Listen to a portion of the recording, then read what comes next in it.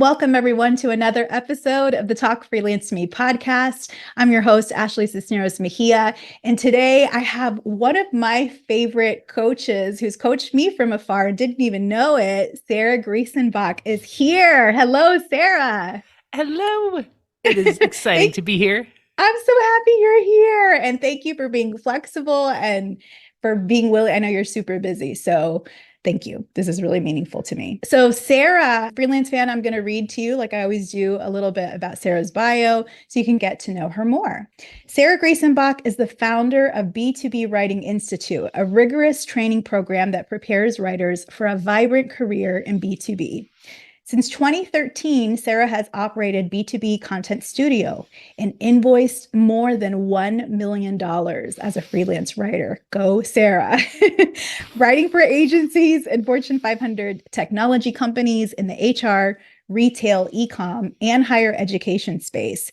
Sarah develops B2B content marketing assets like original research, white papers, and lots more.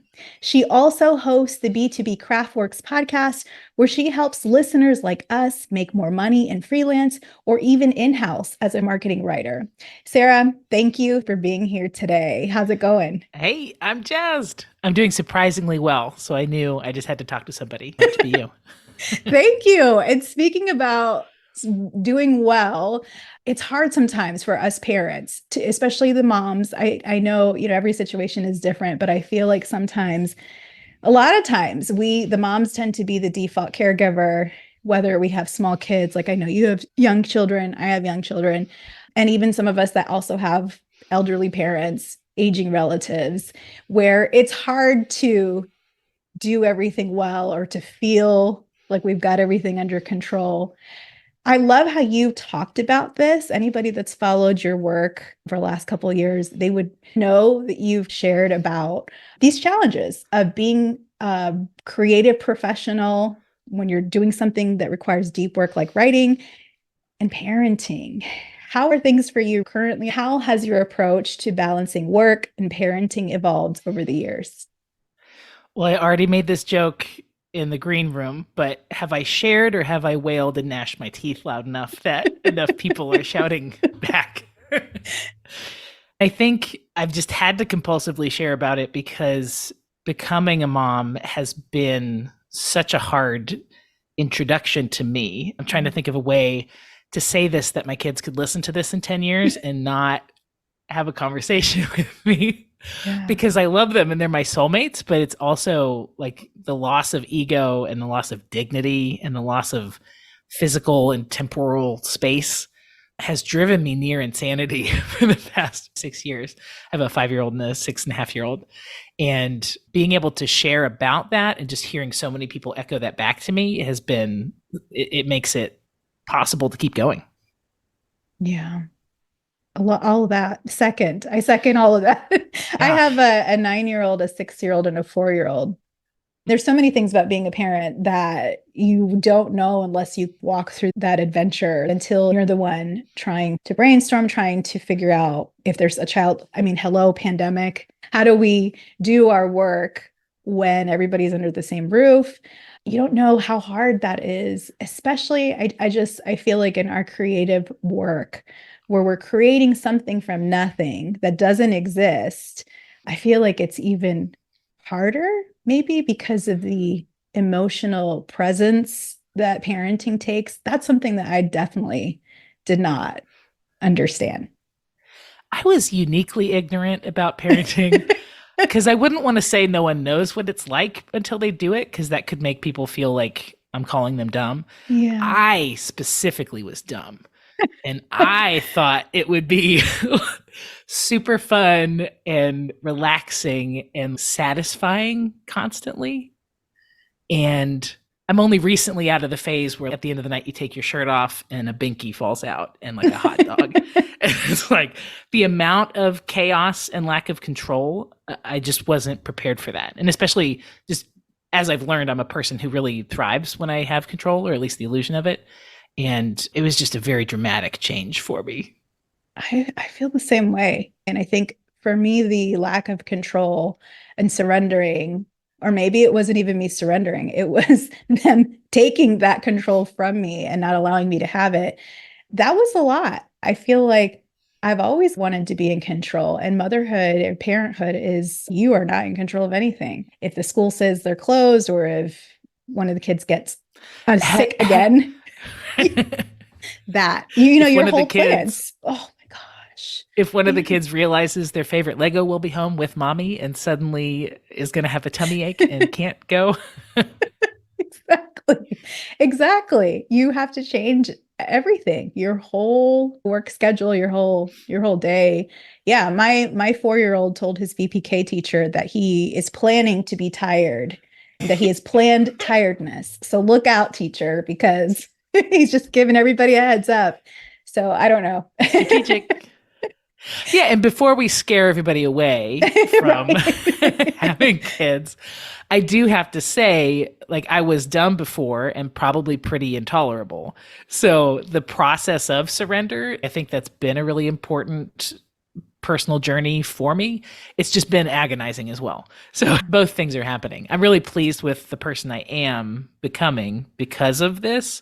And also, I had no idea. Yeah. I had no idea. I had no idea either. And I feel like there's certain skills that, we all have our gifts in life, skills that come naturally to us and skills that we might have to learn and cultivate. And for me, yeah. I Kids wonder, is have you done any Enneagram stuff?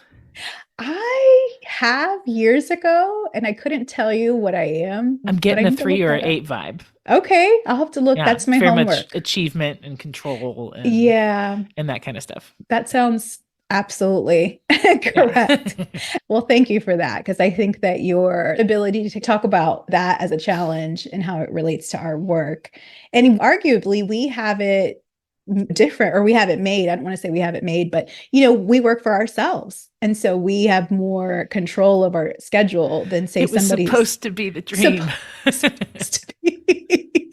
Yeah. Do you have any aha moments or tips for anyone listening? Like, how have you pieced together a situation that allows you to do all this amazing creative work that you do, and then also be the parent you want to be?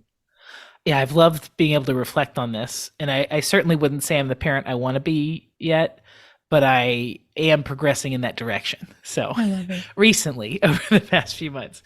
And I'd say something that I've learned that was interesting was just my response to parenting was to go so hard into workaholism and achieve there, because that was the place where I still felt the same kinds of joy. Like, I wasn't bewildered by what was happening every day at work. I could just go be me, absolutely rock it. And I found myself spending more and more time doing that and trying to escape my family life. And I just think that was really unhealthy. So I want to warn people that I think balance means it's still 50-50.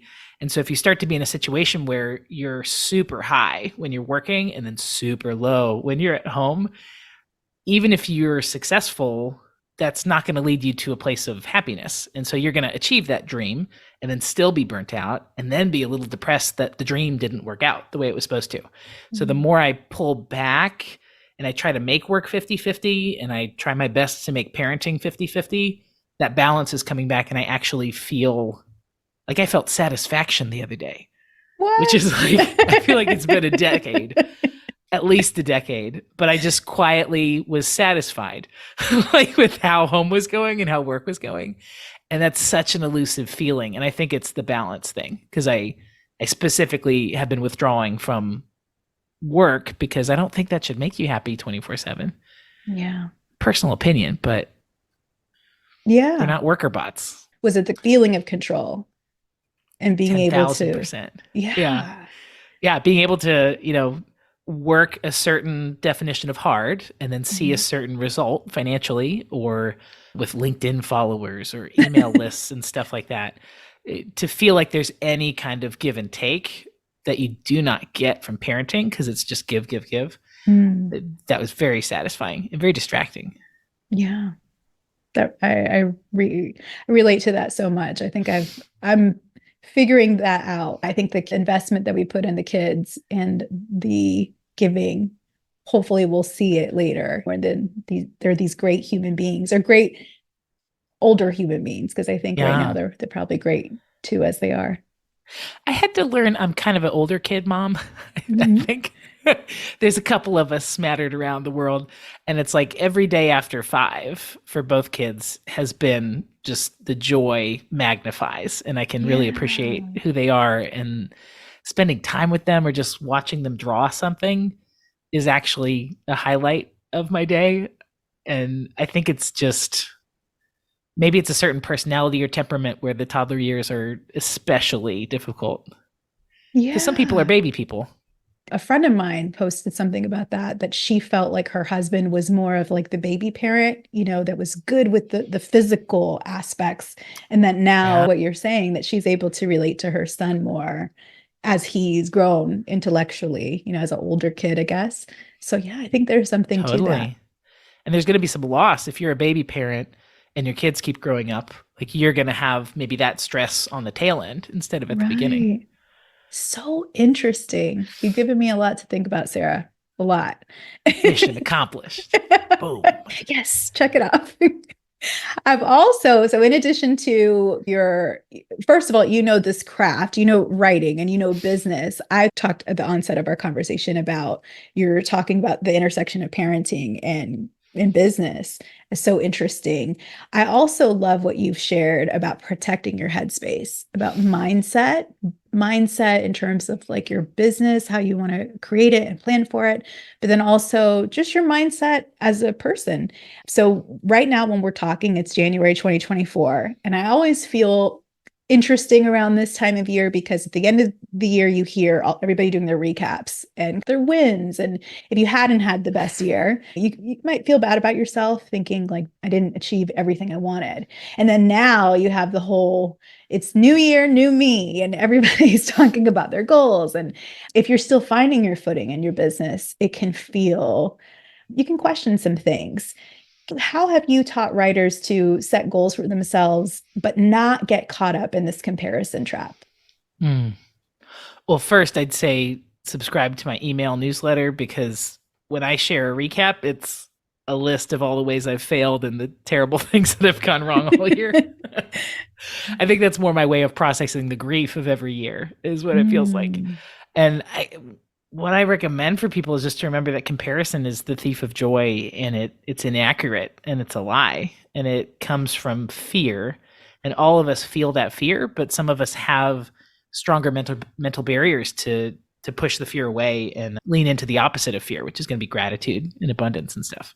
Because I have very similar feelings when I go on LinkedIn and maybe see coaches, going viral or people getting published in the news. And my first instinct is like, oh, none of that's happening for me. mhm. I must be a pack of garbage if they came in packs. I guess it's more like a bag of garbage. I'm some kind of garbage. And maybe I should just quit. Maybe this is all over.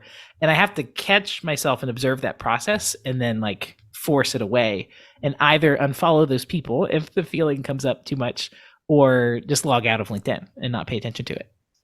Yeah, that's such good advice. Such good advice. A couple Thanks. weeks ago, you posted some pictures, some glamour shots, some headshots that you had purchased early in your career, and they were gorgeous. You were talking about your post that went along with it. You were talking about advice that you would have given to yourself at that time. You've also talked in other conversations that I've heard you, maybe it was your podcast, talk about being more vulnerable and finding your voice. What tips do you have for other writers who are trying to find their sweet spot and how they present themselves professionally online, but still remaining authentic? Mm.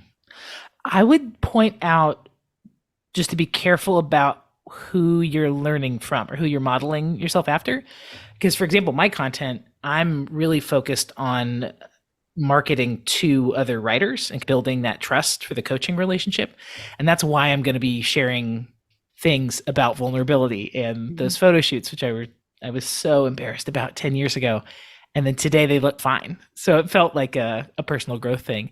And I think for writers, we don't actually have to be as vulnerable as other people might need to be. I think it's more about sharing your unique perspective and being willing to be present as a person and connect with other people and have a relationship. Absolutely. That's so good. You talked a lot recently in your podcast about thought leadership and really in the context of doing thought leadership writing for clients, for executives. And you're a thought leader in our space. What are you seeing as trends that we might be able to see in the B2B writing space and in content marketing for 2024?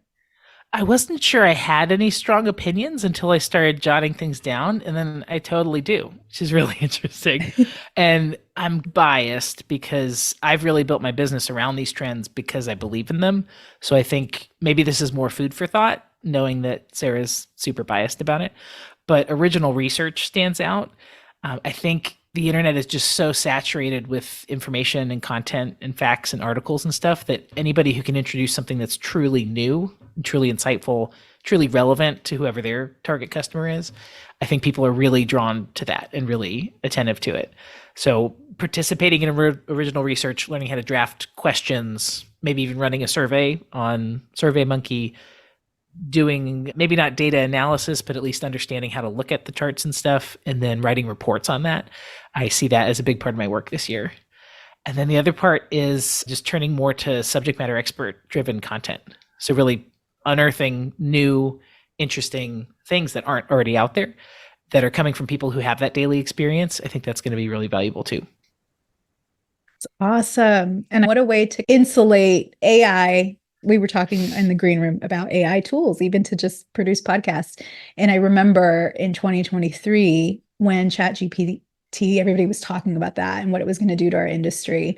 And all of the experts talking about that it's generative AI, that it's creating content based on what it thinks you want or what it thinks the answer is based on all of the internet that it's read as of November 2021. I don't know if that's still the part where it stopped. But to your point, really honing into that stuff that only we as humans can do, such as going and interviewing a subject matter expert who's drawing on 40 years of experience in a field to talk to them, that content, that insight may not already be on the internet. And the robots still can't do that yet.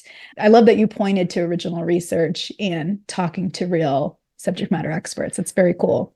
Well, again, were writers talking about that or were they wailing about that? Right. Wailing and gnashing again. Yeah, LinkedIn was just one long cry. And not a battle cry, just the sad kind. I think AI is really good at checking marketing boxes, but it's not good at connecting with the person who's going to make a purchase decision. Yeah. So marketers see that as a way to be really efficient and cut to the front of the line, but I just don't see that happening when it comes to taking someone who has 40 years of expertise, presenting that in a way that showcases their business value or their insights or what they can do for people and sharing that information publicly. It's just I don't know. I could certainly be proven wrong, but I'm placing my bet on more people. Absolutely. I think so. Because even during that interview process, if a subject matter expert mentions this one thing in passing, and you as a person, you see the connection between what you're writing and the objective of it and your client, all of those connections together that can help you make a decision to go another way. You see an opportunity. And again, a robot it's not that advanced. We'll see. How it continues to learn, right? But right now, I think that's such a sweet spot. I love how you brought that out. Yeah. Will we play this back smugly or will we play it back roasting ourselves? Who knows? Hopefully, time will smugly, tell. Please, smugly. That would be great. And I know you mentioned doing more coaching for your business and helping other writers and having these conversations. What projects can we look forward to seeing from B2B Writing Institute this year? Well, I'm recently recovered from burnout and some chronic health issues with mold and SIRS and just stuff no one should ever have to deal with. And so I'm actually excited to do anything this year. Suddenly I'm, creating a writing challenge to help people with the actual construction and the writing side of B2B. And I'm going to bring back the subject matter expert webinar series for 6 months starting in March, where I'll have 3 or 4 experts talking about different topics in freelancing. Oh, that's cool. So cool. Burst of energy. I can see that. I love that. So where can folks find you online if they want to learn more about these offerings? LinkedIn has been the place where most people party with me, surprisingly. So Sarah Greesonbach on LinkedIn. Awesome, Sarah. Thank you so much for being with us today. Thank you for wailing with me about parenthood and creative work. Can we You're Wookiee awesome. whale now? It's the Yeah, outtakes. we can wail. That'll be another offering. All the moms, Yeah. we can just get together and just wail and let it out. Thank you so much.